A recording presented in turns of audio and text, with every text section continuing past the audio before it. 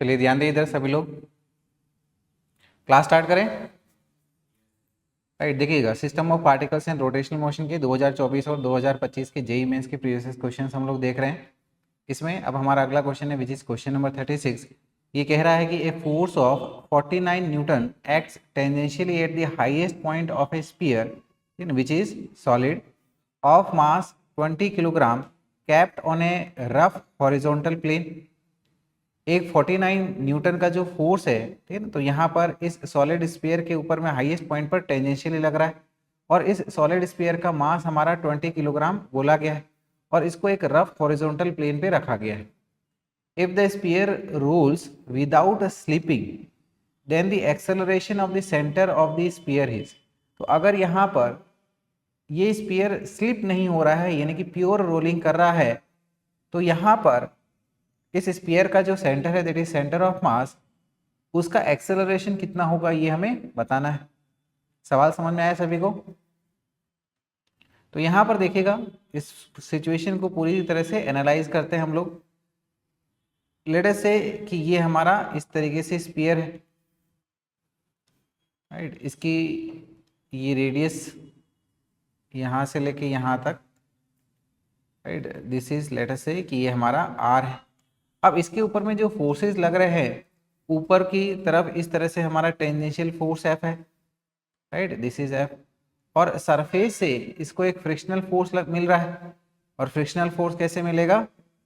पीछे की तरफ, राइट, स्लिप नहीं हो रहा है तो यहाँ पर ये हमारा स्टैटिक फ्रिक्शन रहेगा। और यहाँ पर सेंटर ऑफ मास का एक्सेलरेशन लेट अस से ये हमारा ए है जिसको हमें फाइंड करना है।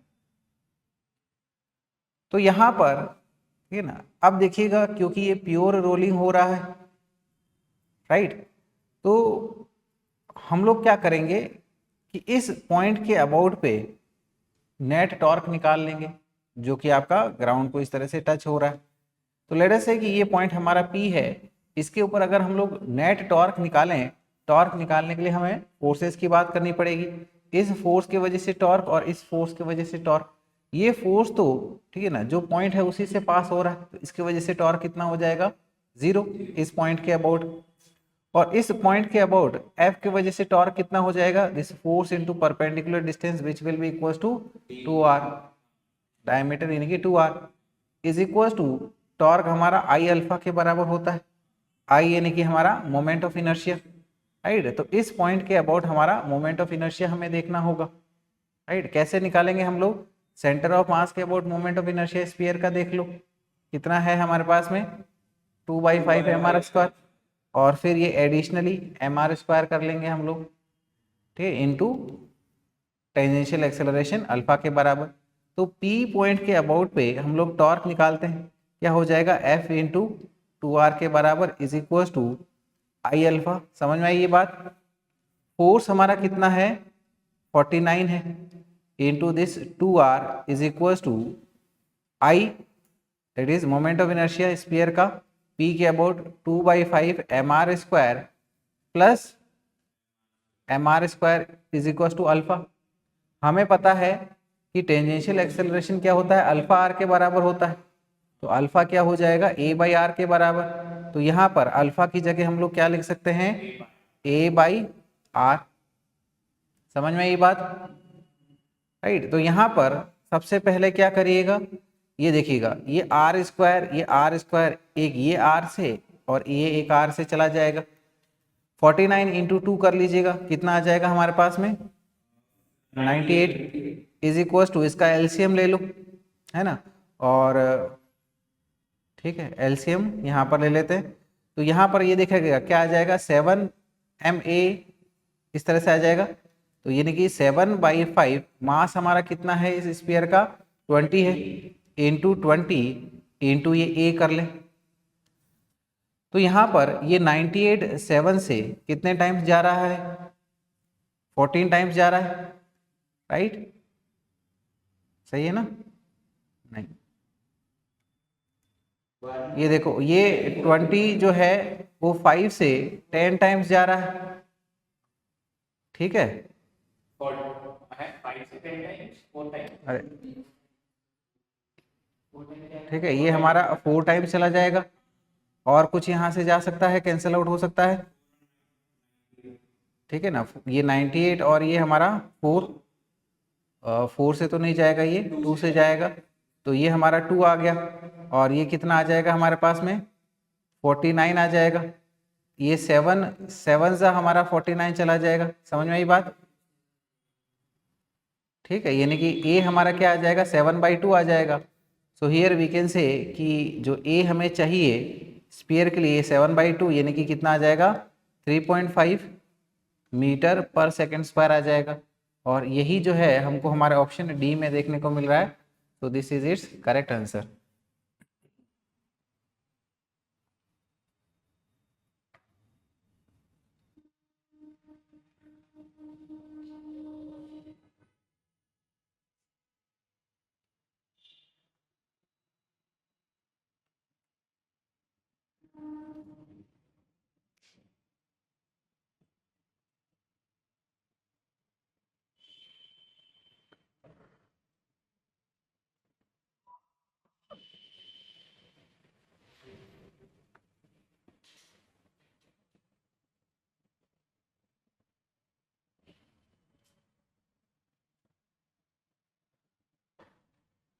हो गया ये नोट डाउन, ठीक है। चलते हैं अगले सवाल पे आते हैं फिर हम लोग। देखिएगा अगला सवाल क्या कह रहा है कि cord of negligible mass is wound round the rim of a wheel supported by spokes with negligible mass. तो एक कॉर्ड है, रस्सी है जिसका नेग्लिजिबल मास है, वो इस तरीके से एक व्हील के ऊपर में लपेटी गई है, ठीक है ना। इस व्हील के ऊपर में इस तरह से ये स्पाइक्स यानी कि ताड़ियाँ है जिसकी नेग्लिजिबल मास हमने कंसिडर करी है। The mass of wheel is 10 kilogram and radius is 10 centimeter and it can freely rotate without any friction। इस व्हील का मास हमें 10 किलोग्राम बोला गया है, इसकी रेडियस हमारी 10 सेंटीमीटर बोली जा रही है, और ये जो है ये फ्रीली रोटेट कर सकता है बिना कोई फ्रिक्शन के। So initially the wheel is at rest, initially हमारा व्हील रेस्ट पे रुका हुआ था। If a steady pull of 20 newton is applied on the cord, the angular velocity of the wheel after the cord is unwounded by 1 meter would be। तो अगर हम लोग यहाँ पर इस रस्सी के थ्रू इसको, रस्सी को ऐसे नीचे की तरफ खींचते हैं 20 न्यूटन के फोर्स से, तो इस रस्सी को जब हम लोग 1 मीटर तक खींच लेंगे तो जो हमारे पास में व्हील है वो गोल घूमेगा, है ना। तो जब ये 1 मीटर तक अनवाउंड हो जाएगी तो उस दौरान पर हमारे व्हील की एंगुलर स्पीड कितनी होगी ये हमें बताना है। सवाल समझ में आया, आया कि नहीं आया? हाँ भाई, ये हमने यहाँ से रस्सी को खींचना शुरू किया, ठीक है ना। ये 1 मीटर तक हमने इसको खींचा, है ना। तो 1 मीटर तक हम लोग लगातार यही 20 न्यूटन का फोर्स लगा रहे हैं, तो ये व्हील भी तो घूमेगा ना। तो जब ये 1 मीटर नीचे आ जाएगी रस्सी, तो व्हील की हमारी एंगुलर स्पीड कितनी होगी वो हमें बताना है, ओमेगा बताना है। अभी सवाल क्लियर हुआ, ठीक है। तो यहाँ पर हमें पता है कि इस फोर्स की वजह से इस व्हील के ऊपर में एक टॉर्क लग रहा है, टॉर्क की वजह से उसमें एक घुमाव आ रहा है, ठीक है। समझ में आ रही बात? और इस टॉर्क के वजह से इसके ऊपर में वर्क किया जाएगा, ठीक है ना। और वर्क को हम लोग काइनेटिक एनर्जी थ्योरम से कैसे बोल सकते हैं, it is equal to change in kinetic energy. अब व्हील यहाँ से चल के तो जा नहीं रहा है, तो व्हील में क्या रहेगी, सिर्फ रोटेशनल काइनेटिक एनर्जी। और रोटेशनल काइनेटिक एनर्जी क्या होती है, हाफ आई ओमेगा स्क्वायर के बराबर। वहां पर ओमेगा की बात हो रही है, तो उससे हम लोग ओमेगा की वैल्यू को निकाल सकते हैं। समझ में आई बात, ठीक है। तो यहाँ पर, ठीक है, हमको यहाँ पर अल्टीमेटली मोमेंट ऑफ इनर्शिया भी चाहिए होगा, ठीक है ना, क्योंकि हम लोग रोटेशनल काइनेटिक एनर्जी की बात कर रहे हैं। हाफ आई ओमेगा स्क्वायर, आई हमारा क्या है, मोमेंट ऑफ इनर्शिया। तो सबसे पहले इस व्हील की मोमेंट ऑफ इनर्शिया निकाल लेते हैं। ये व्हील जो है इस तरह से स्पाइक्स के साथ जुड़ा हुआ है और स्पाइक्स का मास नेग्लिजिबल कंसिडर किया जा रहा है, यानी कि ये जो व्हील है एक रिंग के प्रकार का है, और रिंग का हमारा मोमेंट ऑफ इनर्शिया क्या होता है, क्या होता है, mr स्क्वायर। मास कितना है यहाँ पर, 10 kg का है, रेडियस कितनी है 10 centimetre. So this is 10 into 10 की पावर -2, इसका स्क्वायर कर लिया हमने, तो क्या आ जाएगा 10 इंटू 10 की पावर -2 आ जाएगा। या फिर इसको हम लोग 0.1 kg मीटर स्क्वायर से लिख सकते हैं। और इस व्हील के लिए वर्क डन क्या हो जाएगा, linear work done force into displacement. तो हमारा रोटेशन के केस में क्या हो जाएगा, टॉर्क इनटू एंगुलर डिस्प्लेसमेंट, ठीक है ना, that is tau vector dot product with delta theta. और यही हमारा वर्क एनर्जी थ्योरम से क्या हो जाएगा, हाफ आई ओमेगा स्क्वायर। समझ में आ रही है बात। टॉर्क की बात करें, इस फोर्स की वजह से टॉर्क कितना आ जाएगा हमारे पास में, F into this perpendicular distance जो कि आर के बराबर है, राइट। यानी कि ये आ जाएगा एफ इंटू आर, हमारा टॉर्क हो गया डेल्टा थीटा, ठीक है। डेल्टा थीटा हम लोग कैसे निकालेंगे कि अगर ये पूरा व्हील सरकमफेरेंस कंप्लीट करता है 2 पाई आर, 360 डिग्री से घूम जाएगा। 2 पाई किसके लिए, जब हमारे पास में ये 2 पाई आर व्हील घूमेगा। हमने 1 मीटर से इसको खींचा है रस्सी को, तो व्हील भी हमारा 1 मीटर के हिसाब से घूमेगा। समझ में आ रही है बात।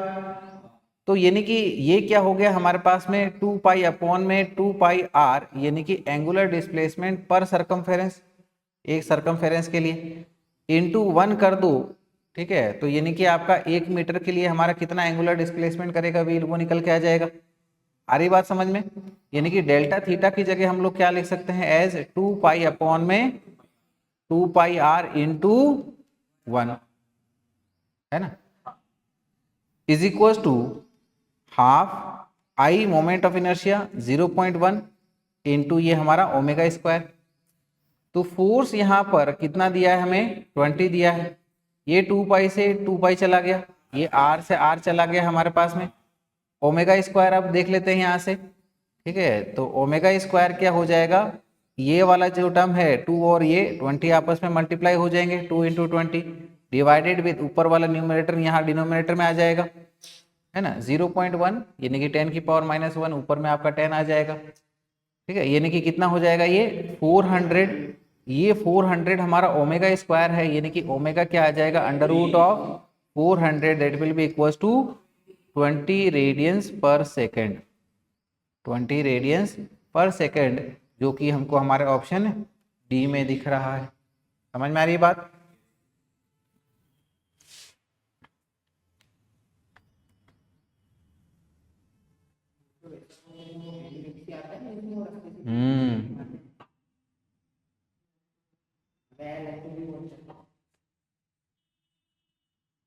कभी कभी ऑटो वाले भी करते हैं ना दिन भर।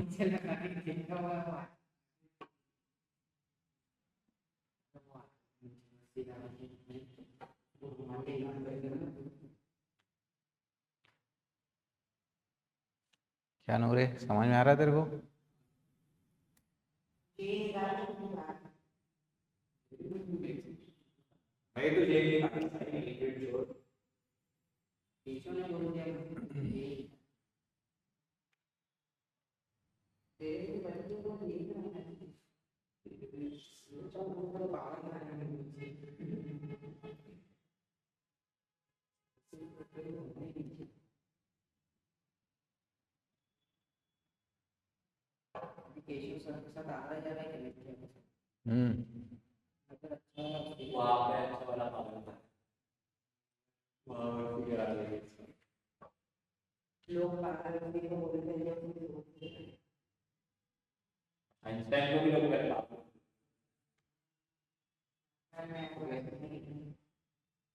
हो गया नोट डाउन, हुआ ये नोट डाउन।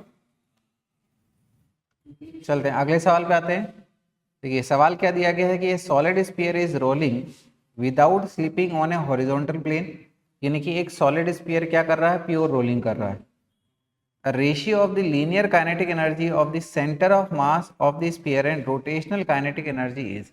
तो यहाँ पर हमारा लीनियर काइनेटिक एनर्जी और रोटेशनल काइनेटिक एनर्जी का रेशियो क्या होगा इस सॉलिड स्फीयर के लिए हमें बताना है, ठीक है ना। तो देखिए कितना आसान सवाल आपसे पूछा गया है, के टी अपॉन में के आर हमें बताना है, ठीक है। इसका रेशियो हमारा क्या होता है 1/k² अपॉन में आर स्क्वायर के बराबर।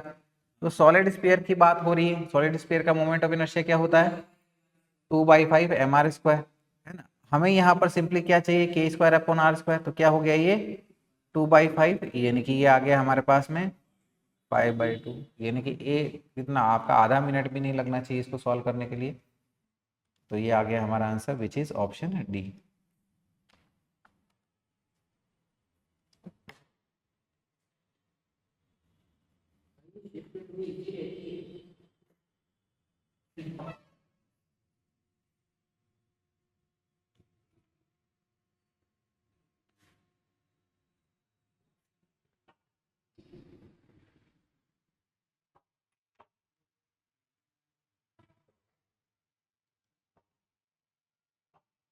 हो गया ये नोट डाउन।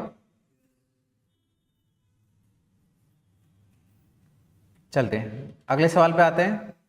देखिएगा सवाल कह रहा है कि a thin circular disc of mass capital M and radius capital R is rotating in a horizontal plane about an axis passing through its centre and perpendicular to its plane with angular velocity omega.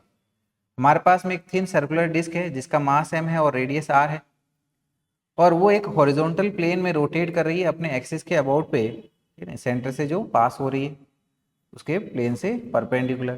किस angular speed से? Omega angular speed से वो घूम रही है। If another disc of same dimensions but of mass m/2 is placed gently on the first disk coaxially, then the new angular velocity of the system is। अगर एक दूसरी disc को, ठीक है ना, जिसका मास पहली वाले डिस्क से आधा हो, ठीक है, और उसका कोई एंगुलर वेलोसिटी नहीं थी, ठीक है ना, सिंपली उसको पुट कर दिया है, तो इस सिस्टम की अब जो नई एंगुलर वेलोसिटी मिलेगी, दोनों की कंबाइंड जो एंगुलर वेलोसिटी होगी वो क्या होगी, वो हमें बताना है। सवाल समझ में आया? तो देखिएगा हमारी सिचुएशन को पहले अच्छे से समझ लेते हैं डायग्रामेटिकली। तो यहाँ पर ये लेटर से हमारी पहली वाली डिस्क थी, और ये जो है ये कुछ इस तरीके से अपने सेंटर से और इसके प्लेन से परपेंडिकुलर पास होते हुए जो एक्सिस है उससे आपकी घूम रही थी। इसका मास एम, रेडियस आर, और लेटर से इस दौरान पे ये कुछ एंगुलर स्पीड ओमेगा से घूम रही थी।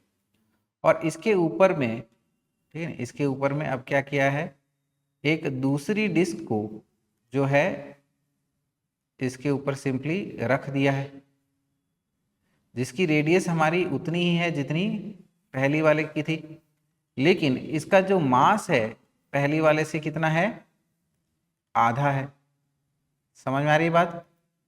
इस वाले डिस्क का मास कितना है, m/2, रेडियस कितनी है, r ही है। तो हमें बताना है कि इस कंबाइंड सिस्टम की हमारी एंगुलर वेलोसिटी ओमेगा कितना होगी, वो हमें बताना है। सवाल समझ में आया सभी को? अब यहाँ पर कोई एक्सटर्नल टॉर्क तो लग नहीं रहा है, ठीक है ना, यानी कि सिस्टम का एंगुलर मोमेंटम कंजर्व रहेगा। Initial angular momentum is equal to final angular momentum के बराबर। तो हम लोग बोल सकते हैं कि I1 omega 1 is equal to I2 omega 2 के बराबर। I1 की बात करें तो सिर्फ यही डिस्क थी, ठीक है ना, इसका मोमेंट ऑफ इनर्शिया कितना रहेगा, mr²/2 into this omega is equal to, finally अब ये दोनों डिस्क आ गई है, तो दोनों डिस्क का मिला के मोमेंट ऑफ इनर्शिया क्या रहेगा, पहली वाली का mr²/2 और दूसरी वाले के लिए क्या हो जाएगा, वही mr²/2, लेकिन मास कितना रहेगा इसका, हाफ, तो m/2 r² डिवाइडेड बाई 2, और लेट अस से उनका कंबाइंड जो एंगुलर वेलोसिटी है वो हमारा ओमेगा 2 है। तो यहाँ से दोनों साइड से ये mr² और ये mr² को हमने काट दिया, डिनोमिनेटर वाले 2 को कॉमन लेके कैंसिल आउट कर दिया, तो यानी कि लेफ्ट हैंड साइड में हमारे पास में क्या आ रहा है, omega is equal to 1 + 1/2 omega 2 के बराबर। तो यानी कि omega is equal to, LCM ले लो हमारा, कितना आ जाएगा ये, 3/2 ओमेगा 2, और from here we can say कि ओमेगा 2 इज इक्वल टू क्या आ जाएगा, 2/3 ऑफ ओमेगा, जिसको हम लोग हमारे ऑप्शन सी में देख पा रहे हैं, तो यही इसके लिए हमारा करेक्ट आंसर हो गया।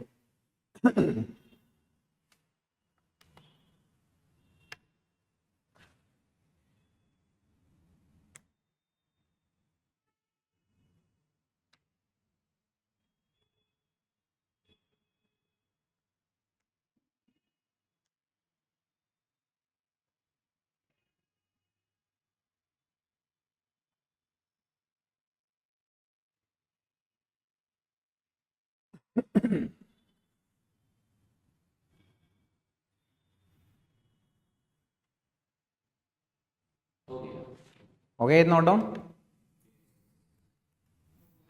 चलते हैं अगले सवाल पे आते हैं फिर। देखिए समझते हैं कि सवाल क्या कह रहा है। सवाल में दिया गया है कि a disc of radius R and mass M is rolling horizontally without slipping with speed v. एक डिस्क है जिसकी रेडियस आर है, मास एम है, और वो रोल कर रही है हॉरिजॉन्टली, ठीक है ना, ये इस तरीके से बिना स्लिप किए, और किस स्पीड से रोल कर रही है, वी स्पीड से। It then moves up an inclined smooth surface as shown in figure. फिर इस तरीके से एक इंक्लाइंड प्लेन के ऊपर में अपनी चढ़ाई करना शुरू करती है, right. The maximum height that the disc can go up the incline is. तो कितनी मैक्सिमम हाइट तक ये हमारी डिस्क जो है वो ऊपर तक जा सकती है, ये हमें बताना है। समझ में आ रही है? तो यहाँ पर अब ये जो डिस्क है इसमें दोनों है, ठीक है ना, यानी कि रोलिंग कर रही है, तो लीनियर मोशन भी और रोटेशनल मोशन भी है। तो यहाँ पर और तो कोई एक्सटर्नल फोर्स यहाँ पर लगेगा नहीं, ठीक है।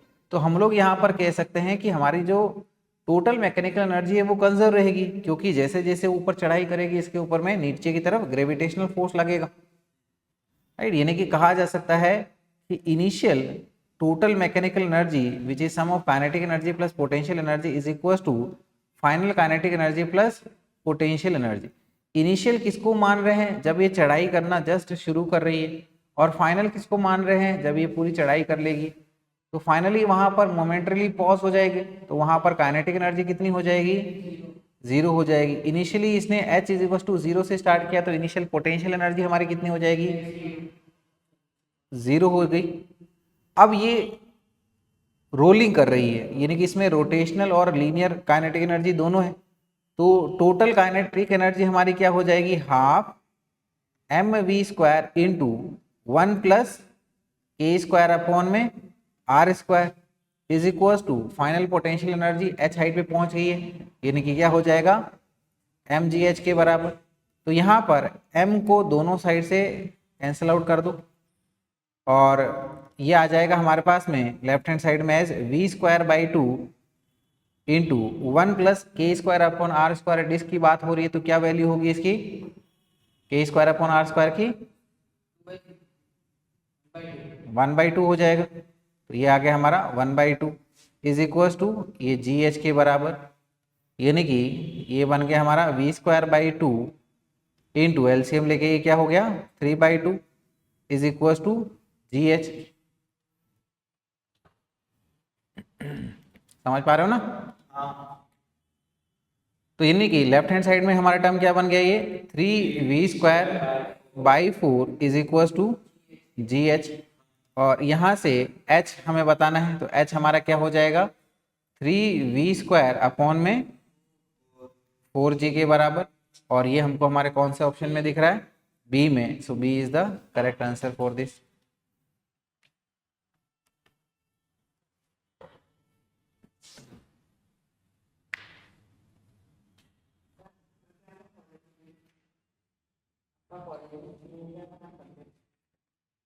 इलेक्ट्रॉनिक्स,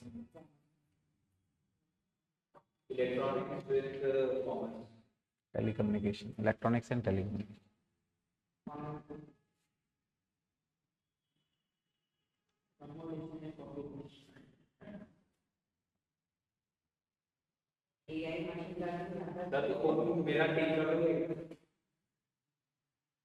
हो गया नोट डाउन। चलिएगा आगे बढ़ते हैं हम लोग, कर देंगे, ले आना, ठीक है। अगला सवाल देखिएगा। सवाल दिया गया है कि ball of mass 0.5 kilogram is attach to a string of length 50 centimetre. एक बॉल है जिसका मास 0.5 किलोग्राम बोला गया है, और वो एक स्ट्रिंग के साथ जुड़ी हुई है, ठीक है ना, जिसकी लेंथ हमारी 50 सेंटीमीटर है। The ball is rotated on a horizontal circular path about it's vertical axis. तो बॉल को जो है इस रस्सी के थ्रू ऐसे हॉरिजॉन्टली घुमाया जा रहा है। The maximum tension that the string can bear is 400 Newton. तो टेंशन जो है इस स्ट्रिंग में मैक्सिमम कितने तक आ सकती है, 400 न्यूटन। इससे ज़्यादा बढ़ती है तो स्ट्रिंग हमारी क्या हो जाएगी, ब्रेक हो जाएगी। चौरसिया थोड़ा अच्छे से बैठ, ठीक है। So the maximum possible value of angular velocity of the ball in radian पर सेकेंड इज, तो यहाँ पर इस बॉल के लिए जो मैक्सिमम एंगुलर वेलोसिटी हो सकती है that is omega in terms of radiance per second कितनी हो सकती है वो हमें बताना है। तो यहाँ पर देखिएगा सिचुएशन को थोड़ा समझ लेते हैं डायग्रामेटिकली। तो यहाँ पर इस बॉल को जो है कुछ इस तरीके से घुमाया जा रहा है, इसको ऐसे सेंटर बना के,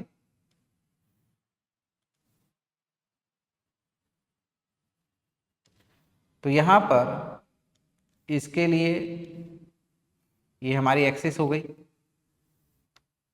इस रस्सी में ठीक है ना एक टेंशनल तनाव आएगा अंदर की तरफ, और वही इसको सफिशिएंट सेंट्रीपिटल फोर्स प्रोवाइड कराएगा घूमने के लिए। एंड लेट अस से मैक्सिमम टेंशन के दौरान पर इसकी एंगुलर स्पीड हमारी ओमेगा है। समझ में आई इतनी बात? तो टेंशन ही यहाँ पर सेंट्रीपिटल फोर्स प्रोवाइड करा रही है। तो सेंट्रीपिटल फोर्स के लिए फॉर्मूला क्या होता है हमारा, m v square by r या फिर एम ओमेगा स्क्वायर आर, ठीक है, that is m r omega square. तो यहाँ से ठीक है ना omega square is equal to T upon m r, और ओमेगा क्या हो गया हमारे पास में अंडर रूट में टी अपॉन में एम आर के बराबर। बोलो यहाँ तक क्लियर है क्या? तो बस अब वैल्यूज पुट करना है हमको। टेंशन है हमारे पास में, मैक्सिमम वैल्यू कितनी है 400 divided by mass of this ball कितना है 0.5 इनटू स्ट्रिंग की लेंथ जो कि यहाँ पर रेडियस की तरह एक्ट करेगी, कितनी है 50 सेंटीमीटर। इसको मीटर में चेंज करें विच इज 50 इंटू 10 की पावर -2 मीटर हो गया। ये पूरा हमारा अंडर रूट में चल रहा है।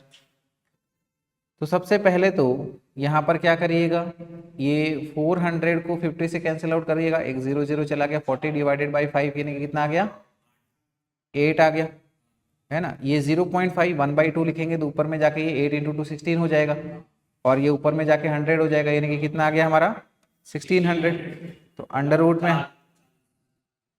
रूट में हमारा ये 1600 हो गया। तो इसका अंडर रूट लोगे तो क्या आ जाएगा 40 रेडियंस पर सेकेंड, जो कि हमको हमारा ऑप्शन सी में मिल रहा है।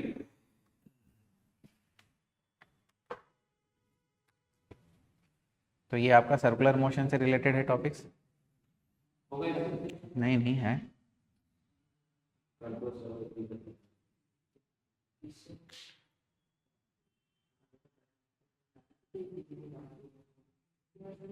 जितने ज़्यादा सवाल समझ लेना और चैप्टर उतना ही ज़्यादा इम्पोर्टेंट है।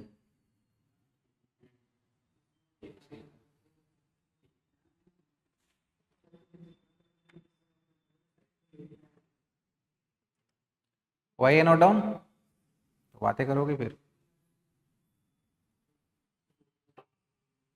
नूर बोल रहा हाँ करूँगा।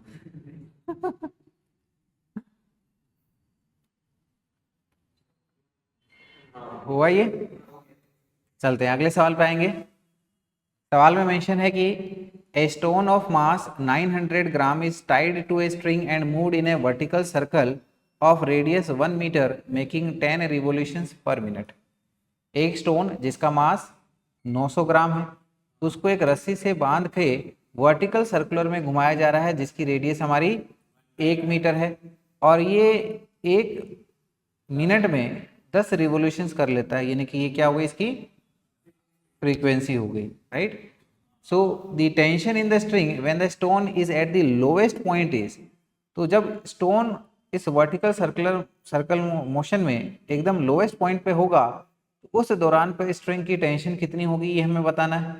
पाई स्क्वायर की वैल्यू 9.8 आपको लेना है, ठीक है ना, इसको अप्रोक्सीमेटली 10 भी ले सकते हो। जी की वैल्यू 9.8 मीटर पर सेकेंड स्क्वायर हमें कंसिडर करना है। तो यहाँ पर सिचुएशन को एनालाइज कर लेते हैं थ्रू ए डायग्राम। तो ये हमारा इस तरीके से वर्टिकल सर्कल है,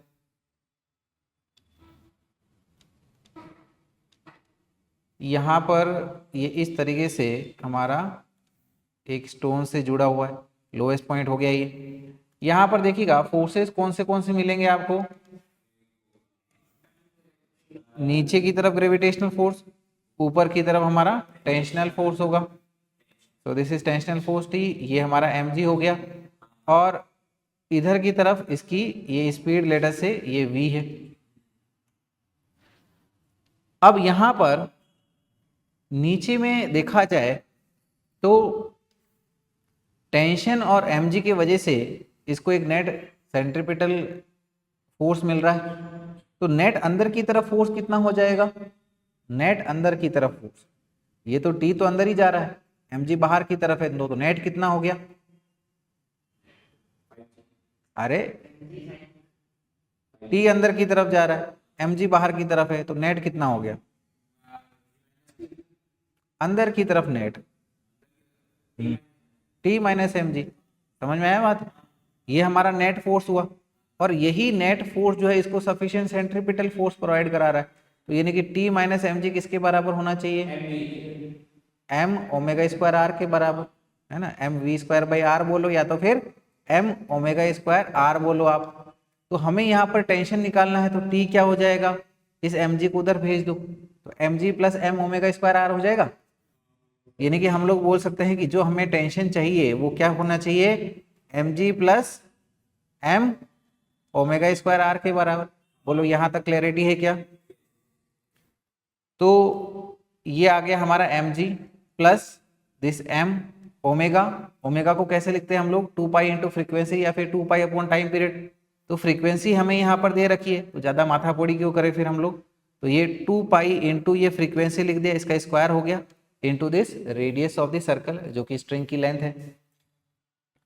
अब वैल्यूज पुट कर दीजिएगा, मास हमारा कितना है स्टोन का 900 ग्राम, तो इसको क्या करना है किलोग्राम में चेंज करने के लिए 10 की पावर -3, जी की वैल्यू स्ट्रिक्टली बोला है मैं कि 9.8 ही ले, प्लस मास अगेन ये हमारा 900, तो 900 इंटू 10 की पावर -3 किलोग्राम हो गया, 2 पाई इंटू फ्रीक्वेंसी, अब फ्रीक्वेंसी को 10 RPM, ठीक है ना, लिख के यहाँ पर लपेट मत देना, ठीक है, इसको आपको RPS में चेंज करना है, ठीक है ना, SI में चेंज करोगे तो रिवोल्यूशंस पर मिनट, मिनट क्या है डिवाइड में, तो 1 मिनट कितने सेकंड के बराबर होता है 60, यानी कि ये क्या हो जाएगा 10/60 हो गया, ये R स्क्वायर, R को मत भूलिएगा, R कितना दिया हुआ हमें 1 मीटर, यहाँ अगर भूल गए तो काम चल जाएगा क्योंकि 1 है, ठीक है ना, नहीं तो अदरवाइज 1 के सिवाय कुछ और वैल्यू होती तो फिर गड़बड़ हो जाता। तो यहाँ पर देखिएगा, ठीक है ना, ये हमारे पास में कुल मिला के 0.9 इंटू 9.8 हो गया, जो कि आ जाएगा 8.82 प्लस दिस इज 0.9 इंटू यहाँ पर ये आ गया कट के 3 का स्क्वायर करना है नीचे में, तो 9 हो गया हमारा, यानी कि ये क्या बन जाएगा हमारे पास में, दिस विल बी राइट, ये पाई स्क्वायर अपॉन में 9, समझ में आई बात, पाई स्क्वायर अपॉन में 9, ठीक है। चलिएगा इसको फर्दर सॉल्व करते हैं यहाँ पर आगे, तो ये हमारा 8.82 प्लस ये देखिएगा 0.9 जो है इसको 9 से कैंसिल आउट करो, 0.1 हो गया, यानी कि 0.1 और पाई स्क्वायर की वैल्यू क्या लेना है हमें 9.8 लेना है, ठीक है, तो 0.1 इंटू 9.8 यानी कि 0.98 हो गया, तो दिस विल बी 8.82 प्लस 0.98, तो इनको ऐड करिएगा क्या मिल जाएगा हमें ये फाइनली 9.8 न्यूटन, जो कि हमको हमारे ऑप्शन ए में मिल रहा है, so this is it's correct answer.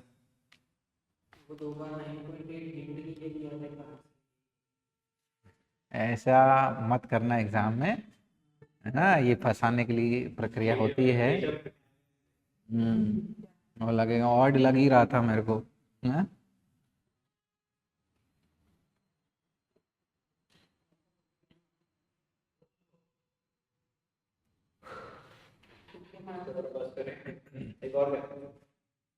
हो गया ये नोट डाउन।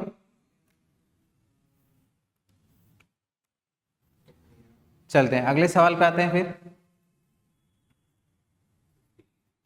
सवाल में दिया गया है कि a solid sphere and a hollow sphere of the same mass and of same radius R rolled on an incline plane.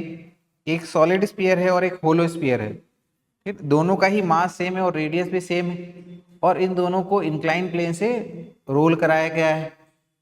Late the time taken to reach the bottom of the solid sphere and the hollow sphere be t1 and t2 respectively. तो यहाँ पर जो इनको नीचे पहुंचने में हमारे solid sphere और होलो स्फीयर को जो टाइम लग रहा है वो t1 और t2 है रिस्पेक्टिवली। देन इनके टाइम के बीच में रिलेशन क्या होगा, कौन सा छोटा बड़ा या फिर दोनों सेम या फिर और कोई रिलेशन है तो वो बताना है हमें। तो देखिएगा सिचुएशन को एनालाइज करते हैं। तो ये हमारा इंक्लाइन प्लेन कंसीडर कर लो, कर लिया इसको। ये हमारा थीटा है इंक्लिनेशन एंगल और यहाँ से हमारा ये है ना सॉलिड स्फीयर या फिर होलो स्फीयर जो है वो रोल डाउन हो रहा है, ये इस तरीके से नीचे की तरफ रोल डाउन होते हुए आ रहा है। तो हमने ये पढ़ा था, ठीक है ना, नीचे पहुंचने में जो इसको टाइम लगता है, फॉर्मूला आपको याद रहना चाहिए, क्या होता है, t is equal to 1 upon में साइन थीटा अंडर रूट में 2h by g into 1 plus k square upon में आर स्क्वायर।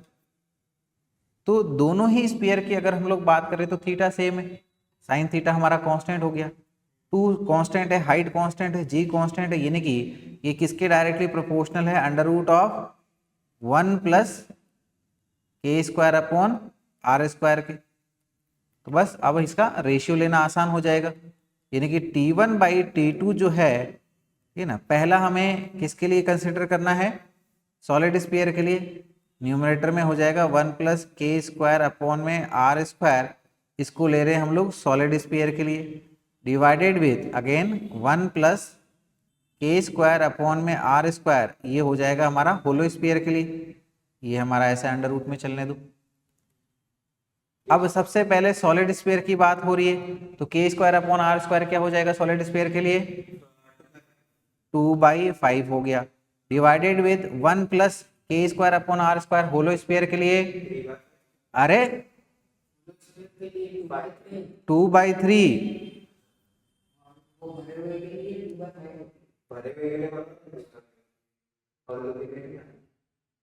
ठीक है, तो यहां पर न्यूमरेटर का हमारा एलसीएम ले लो, क्या आ जाएगा हमारे पास में 7/5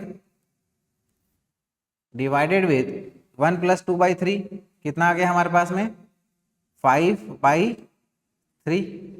अगर इसको सॉल्व करना मुश्किल लगे तो न्यूमरेटर को एज इट इज लिख लो और मल्टीप्लाई में डिनोमिनेटर जो है उसका रेसिप्रोकल करके लिख दो।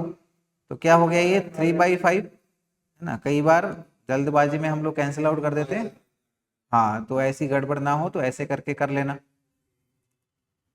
तो अंडर रूट में 7 इंटू 3 कितना आ गया 21, डिवाइडेड में 5 इंटू 5 25। तो यहाँ पर t1 हमारा अंडर रूट में 21, t2 हमारा अंडर रूट ऑफ 25 के बराबर। ठीक है, यानी कि t2 जो है वो हमारा t1 से ज्यादा होगा या फिर t1 जो है वो t2 से कम है। देयरफॉर वी कैन से कि t1 is less than t2।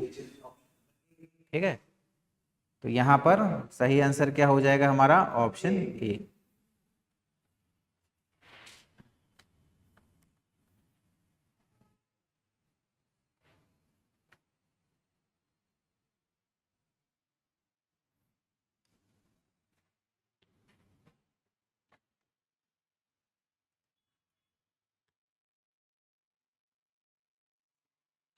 हो गया नोट डाउन।